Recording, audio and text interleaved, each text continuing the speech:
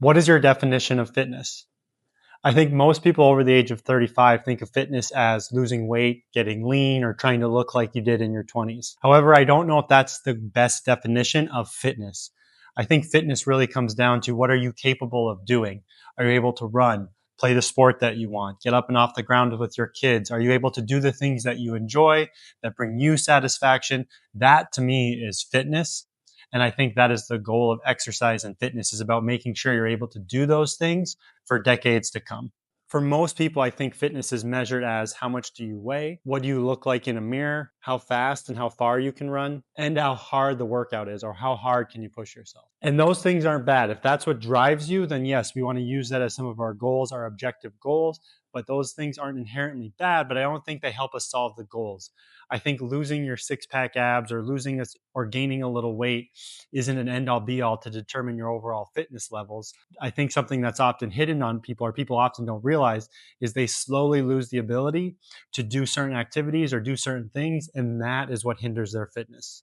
One example I always use is people reaching overhead. Sometimes they start to realize they don't realize it because they stop doing an activity that requires them to do it. And before you know it, that mobility and that motion starts to decrease. It starts to cause maybe some discomfort, some pain. And that is a flaw within some training program and your movement habits. So we stress this a lot here at Tempo Physio about the 5 qualities or 5 things you may need to focus on as you age. We talk about these a lot, but I want to review them real quickly. We always talk about strength.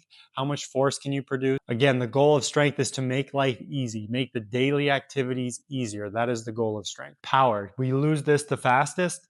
We want to make sure we're able to move quickly. We want to have good balance. We want to be forceful with the activities we do. We want to be able to go up steps with some speed. Power is essential. We want to make sure we're training power. Mobility. This is about having enough range of motion, enough flexibility to do the things you want. If it's golf, we want to make sure we have mobility to golf. If it's squat, we want to have good squat depth. If it's running, we want to have all the right mobility to perform running the way we want. It's just about making sure you have enough range of motion to do the activities that you want to do. Again, we want to treat you, the individual, not just a general, just not focus on just body parts. Cardiovascular, we need to have an engine that sustains us. We need to be able to do the things that we want for long periods of time. Cardiovascular is a huge component of our training programs. And then finally, resilience. This is all your habits. This is your ability to respond to life, to miss workouts, to sickness. Those things will happen. You can't beat yourself up. You're going to miss a workout. You're going to maybe miss a week of workouts. Can you get back on the train and get back to your routine? Can you have the mindset and ability to treat yourself as a lifelong athlete? So as a physical therapist for over 10 years, one thing I often see is people in their 40s, 50s, 60s is they compare themselves to an older version of themselves. Well, I was able in high school to do this. And I think that just creates a very negative approach to their relationship with not only exercise and movement, but also their body. I want to have a new definition of how we talk about our body. I want to think about it in a positive mindset, treat our body as it is right now.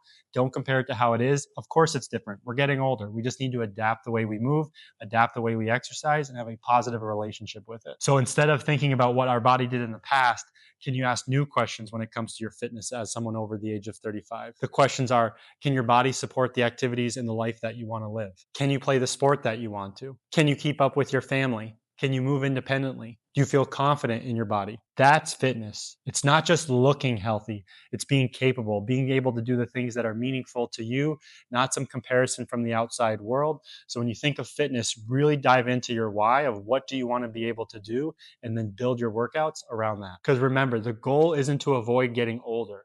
We're all getting older. We're all aging every day. The main goal, in my opinion, and my goal is to stay an athlete for life. So I train and I move and I build those habits to sustain me not only right now in my late 30s, but my 40s, my 50s, my 60s, and hopefully my 80s and 90s. So again, fitness as we age, the definition and goals should change. Sometimes we have to check our ego at the door, and we just have to be able to keep active, keep moving, and keep pushing towards our goals to become the best versions of ourselves. So that way we can do the things that we love.